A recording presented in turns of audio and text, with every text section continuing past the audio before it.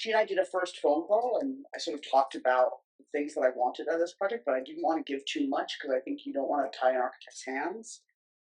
She said all the right things. We seem to have an idea of what the budget would be. That's a different story. And we never had any issues. Visually, we were always on the same page. So yeah, it was a collaborative effort. I mean, I think we had some ideas on what we wanted. We have seen her work and liked it a lot. And one of the things that we loved about working with her was that it was clear that she was listening to us and what we were looking for. And so even the first idea that she came up with after our initial meeting, uh, I remember her giving us like 4 different things, and they were all great, and they were all clearly responding to what we had talked about, and at the same time bringing in some of her own ideas. Right. When I first meet a client, we always have long conversations, and I try very hard to get a little bit into their personal life without being too invasive, because how they actually live, it's really what I want to give them in their house.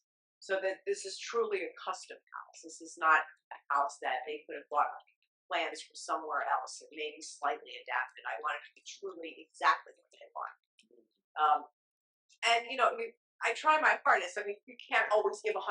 There are code restrictions, setback restrictions, other things that determine that pricing point, etc. But for the most part, I think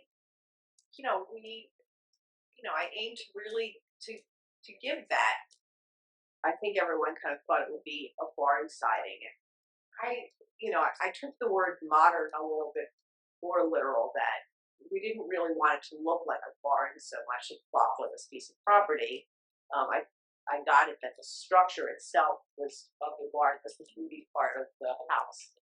From the interior, not as much exterior. So I referenced window sides, reference barn with window sides, and front windows on the street are almost like either a horse barn or a chicken coop, where you have a repetitive number of small square windows along the front, and the back side of it was much more open, which is the south facing, to get a lot more sun. So you get that kind of barn look, but the siding that we chose was a high density concrete panel. Comes basically in 4x10, 4x8 sheets like plywood. It doesn't attach like plywood. It's attached to a bit more expensive than shingle siding, but it gives it a lot more modern look. One of the first things that we had told Pam in planning the house, one of the joys of building a house from scratch is you can build it to the specifications of how you think you're going to use it, and we love our friends, and we were always going to share this house with our friends, and we know how we want to be with our friends, which is to share meals together, to share conversations together. And so we insisted that the bedrooms not be much bigger than the beds, because we really want our friends to use it only for sleeping. The rest of the time, we want them to spend in this big room interacting with each other. And so, I think from that initial conversation to her vision and to this reality, it's been perfect. I mean, we just had earlier today like 9 people around here having a conversation, and it's perfect. At one of our meetings, I live in the builder, and at one of our meetings, Blair walked into the house of our office home, and I introduced them, and it was that he's a builder that I often work with, and they said, "Oh, well, we absolutely would like Blair to give us a price."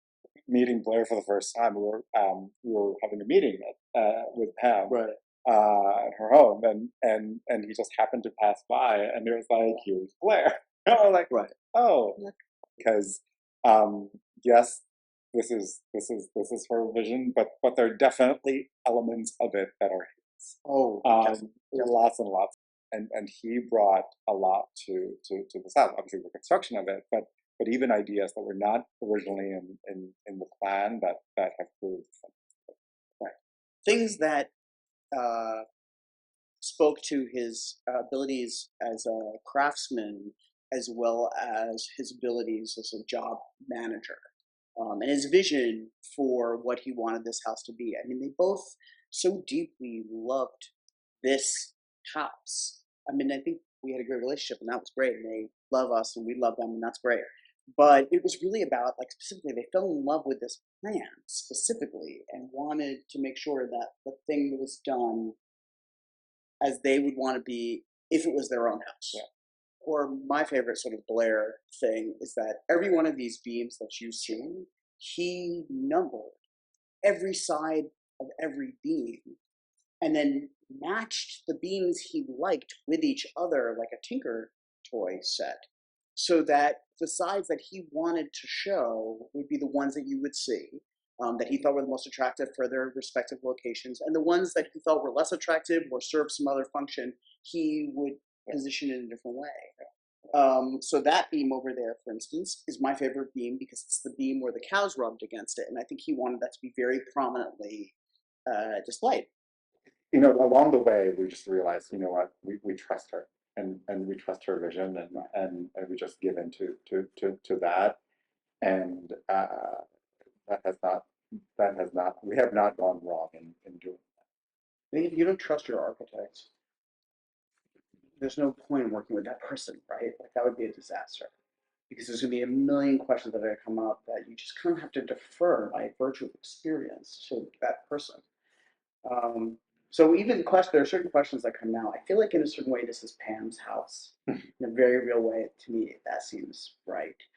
Like the client said, I think it's as much my house and Blair's house as it is their house. I mean, in a way, when I design a house, you have to design it with your own stamp of approval so it becomes partially your house. I mean, I think if you don't put your whole self into it, and into the place of your client, you never really get a house with compassion, with soul. And, what's the point?